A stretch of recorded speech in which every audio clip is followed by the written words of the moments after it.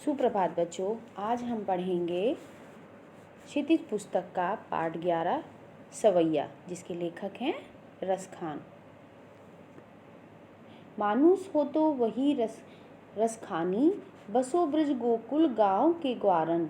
जो पशु हो तो कहा बस मेरो, चरो नित नंद की धेनु मझारन।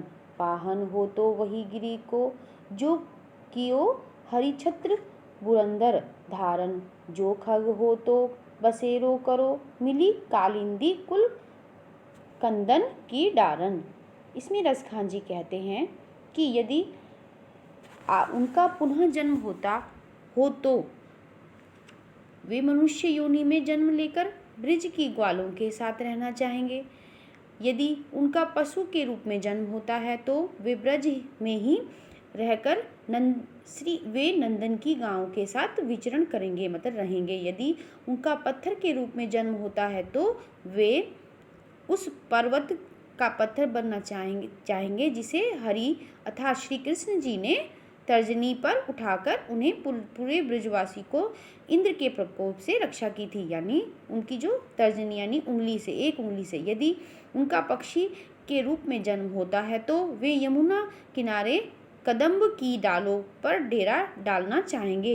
ये कवि के उक्त चाहतों के ज्ञात होता है, मतलब कवि की चाहतों से जो ज्ञात होता है कि वे किसी हाल में भी श्री कृष्ण का सानिध्य प्राप्त करना चाहते हैं, उन्हीं के साथ रहना चाहते हैं। दूसरा है या लकुटी अरु कामिरिया, पर राज तिहुपुर को तजी डारो। आठहु सिद्धि नवोनिधि के सुखनंद की, गाई चरायो बसारो रसखान कबो इन आखिनसो। ब्रज के बन बाग तड़ाग निहारो, कोटिक ए कगधोत के धाम, करिल के कुंज ऊपर वारो। इसमें कवि कह रहे हैं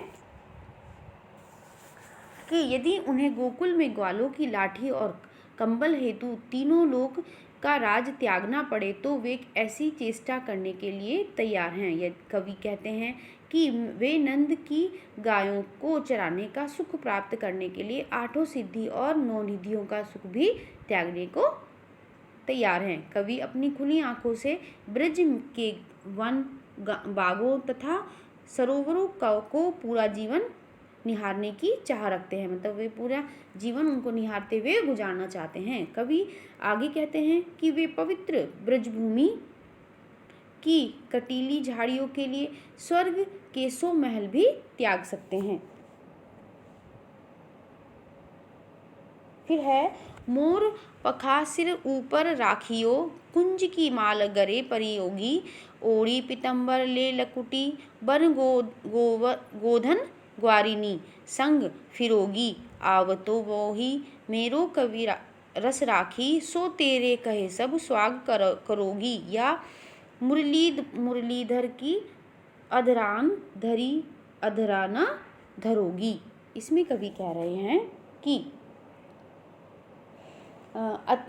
श्री कृष्ण जी कहते हैं अतुलनीय सौंदर्य के प्रति गोपियों के प्रेम का चित्रण किया हुआ है। इसमें जो कवि रसखान जी ने श्री कृष्ण के जो है गोपियों के साथ सुंदर चित्रण जो है उसका प्रस्तुत किया है, जिसमें गोपियां कृष्ण का रूप धारण कर लेने की चाह से भरी हुई हैं, ताकि वे सभी कृष्ण से कभी पृथक ना हो सके, कभी अलग ना हो सके। गोपियां कृष्ण के लिए सिर के ऊपर मोरपंख रखने को तैयार हैं तथा गुंजों की माला भी पहनने को तैयार है, मतलब वह श्री कृष्ण के साथ रहने के लिए सिर पर जो है मोरपंख भी रखने को तैयार हैं। गोपियां पीला वस्त्र धारण करके वन में गायों और ग्वालों के साथ साथ भ्रमण करने को भी तैयार हैं। गोपियां श्री कृष्ण के लिए हर स्वाग करने रचने के लिए तैयार हैं, पर वे मुरलीधर अर्थात श्री कृष्ण के होठों से बस लगी बांसुरी को अपने होठों में लगाने को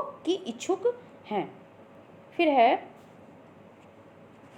काननी दे अंगूरी, बहिबो रहिबो जब ही मुरलीधरी, मंद बजे ही मोहिनी तारन सो रसखानी।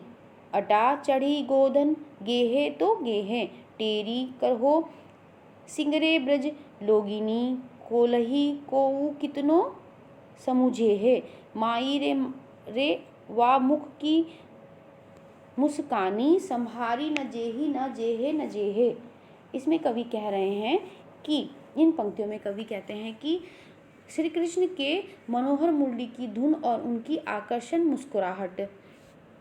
मुस्कुराहट के प्रभाव को वर्णित किया है, तथा कवि गोपियों की विवशता का वर्णन करते हुए कहते हैं कि गोपियाँ चाहकर भी श्री कृष्ण के प्रेम के अभाव में नहीं रह सकती, वे उसके बिना नहीं रह सकती। प्रस्तुत पंक्तियों में कवि जो कह रहे हैं कि जब कृष्ण की मुरली की मधुर और मनोहर धुन गूंजती है तो वे अपने अपने कानों में उंगली डाल लेंगी ताकि उन्हें वो मधुर संगीत सुनाई ना पड़े, क्योंकि श्री कृष्ण के मुरली की धुन में मग्न होकर वे गायें भी अटारी पर चढ़कर गाने लगती हैं। ब्रजवासी ये कह रहे हैं कि जब श्री कृष्ण की मुरली और मधुर ध्वनि वातावरण में गूंजेगी तो उनकी धुन सुनकर गोपियों की मुस्कान संभाले नहीं संभलेगी, तथा उस मुस्कान से ज्ञात हो जाएगा कि श्री कृष्ण के प्रेम में डूबी हुई हैं कौन? गोपियाँ।